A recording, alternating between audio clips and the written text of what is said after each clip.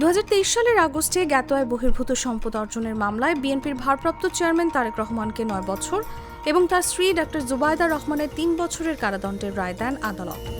2024 সালের 5 আগস্টের পর আপিলের শর্তে জুবায়দা রহমানের সাজা 1 বছর স্থগিত করে সরকার। এবার জ্ঞাত আয় বহির্ভূত সম্পদ অর্জনের সেই মামলায় বিএনপির ভারপ্রাপ্ত চেয়ারম্যান তারেক রহমান ও তার স্ত্রী ডক্টর জুবায়দা রহমানকে খালাস দিয়েছেন হাইকোর্ট। বুধবার সাজার বিরুদ্ধে জুবায়দা রহমানের দায়ের করা আপিলের শুনানি শেষে বিচারপতি মোহাম্মদ খোরশুজ্জামানের একক হাইকোর্ট বেঞ্চ এ রায় দেন। এ রায়ের মধ্য দিয়ে বিএনপির ভারপ্রাপ্ত চেয়ারম্যান তারেক রহমান সব মামলায় খালাস পেলেন বলে জানিয়েছেন আইনজীবীরা। আইনজীবীরা জানান, মামলার এবং বিচার প্রক্রিয়া বিদ্বেষমূলক হওয়ায় আপিল না করেও খালাসের সুবিধা পাবেন তারেক রহমানও। এর মধ্য দিয়ে মামলা মুক্ত হলেন বিএনপির ভারপ্রাপ্ত চেয়ারম্যান। ডক্টর জুবায়দার আইনজীবী অ্যাডভোকেট SM শাহজাহান বলেন, এ রায়ে প্রমাণিত হয়েছে বাংলাদেশ ছাড়া জিয়া পরিবারের কোনো ঠিকানা নেই। এদিকে ত্রুটিপূর্ণ মামলা বিচারের নানা অসঙ্গতির বিষয়টি স্বীকার করেন দুদকের আইনজীবী আসিফ হাসান।